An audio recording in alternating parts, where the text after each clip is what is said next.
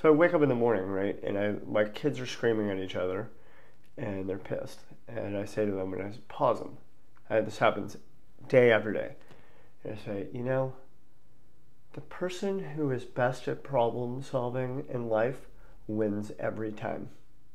And the person who's also the most flexible, who can figure out other solutions and, work with the other person. Be amenable to listening enough to hear it, and then being open to making the change. Right. And we all have our moments where we're not that flexible, but if we can come around to being, rational and really work towards a solution. And isn't that, if we think about that logically, that's almost every single real estate transaction.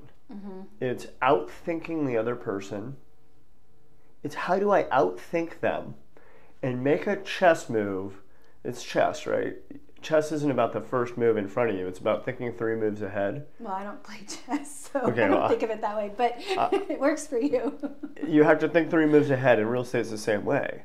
So you're actually objection handling before the objection comes. Yeah, I anticipate problems.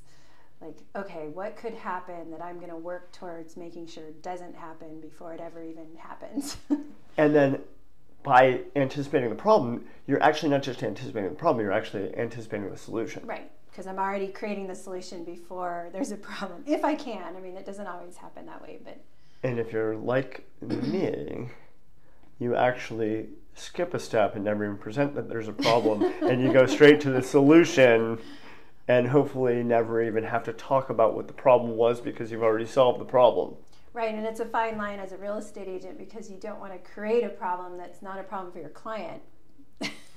Like, they might be fine with something, and I might be like, I don't know about this. And I just have to wait and see what my client really thinks and feels, and then I might, say, did you notice such and such? And, it's taking their lead and making sure they're well informed. So that's the same stuff that I think happens over and over again. And so people ask me about the listing presentation. What's your listing presentation? Well, listing presentation isn't about me sitting down with a book and saying, this is step 1, this is step 2. Because some people don't give a damn about step 1, 2, 3, 4, 5, and 6. They're like, show me number 8. Right. You're good at getting a read on the whole situation, what they really need, what they want, what their motivation is. Because if you go into depth with somebody about the soils, and all they care about is this a great family neighborhood. Yeah. What's really fun is when you're working with couples, because one will be oriented in one way and the other will be oriented differently. So you have to really match each of them and make sure each of them feels like their concerns and their needs are being taken care of and heard. Yeah. I think you do a better job of that than me. Unfortunately. But yeah, I do think real estate's a lot about, coming up with solutions for all kinds of things. Every transaction's different and brings something new that I've never experienced before.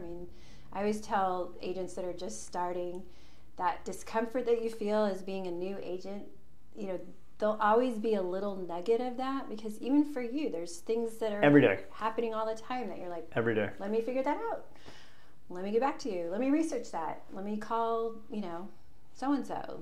So it keeps me from being bored, which is great because I get bored easily. Yeah, oftentimes the problem solving never stops in life, and that's complacency. If you're never going to even fall, you can't get back up. Right. And you can't solve the problem and keep running. So if you're just willing to fall, then you're done. Give up. Yeah. And so, every day my problems now are the problems you bring to me, the problems the other agents bring to me, the problems between staff members.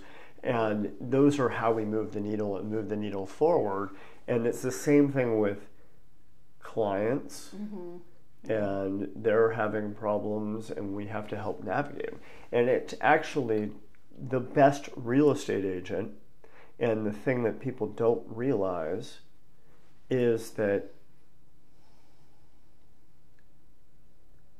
the agent solves the problems, and oftentimes doesn't even present the consumer with them, making it a smooth ride. Right. Behind the scenes. Exactly. And that is where the agent's highest value actually is. It's not an opening a door. Anyone can do that. Right. Yeah, it's kind of like behind the scenes. There's a lot going on, a lot of communication between a lot of parties, and just, dealing with things that aren't really a big deal, but if the client had to deal with it, it'd be another stressor, and you're just trying to reduce the stress overall and help it be, a smooth transaction. I'm really excited because last night I got an offer accepted that's 100% finance offer. And really great buyers. They're, long-term educators, and it's just so exciting when something like that happens for people that, this is a big stretch for them, and to have their offer actually be accepted is just, there's these highlights, in real estate where you're slugging away and you're grinding and, you're work, and then these things happen that just make it all like, yes, this is why. And it's not the money. Yeah. This is... I mean, money's great, but these rewards of really being able to help people, and especially, someone you weren't sure would actually be able to do it in this county or in Monterey County even. So, so I'm super excited about that. So. And it's also a little bit of change in the market that's allowed that to actually happen. So that changing the market has opened a new window for somebody else that may have had a closed door. Exactly. Yeah, this house has gone on the market a couple times, been taken off, price came down, and it was just the buyers went up higher than they were thinking they would, but after seeing all these challenging situations, they decided, okay, we're ready to go up. So it was a good meeting of the parties. Going backwards, I want to just go backwards really fast on the comment about not always telling the client everything. And this is a lesson for new agents, because new agents have the tendency to want to be an open book and tell any and every little detail about the loan situation and the this, that, and the other, and it causes a lot of stress. So I learned that the best way to go about it was to hear the problem, already have the solution before ever talking about it behind the scenes, and doing it fast. I mean, so it's the time between problem and solution is very, very short, so it's not like I'm withholding something, but knowing that I have that solution and then presenting it and saying, hey, don't worry about this, it's already been taken care of. Yeah, or maybe waiting until they're not in a meeting and they're headed towards the end of their day versus calling them right away in the middle of their day and stressing them out with every little thing. So there's definitely, I feel like, an art to working with people, and each party's different, and I adjust how I communicate to their needs. And so, have you ever noticed that people call you and they're freaking fired up, and then if you call them back right away, you're going to get an earful.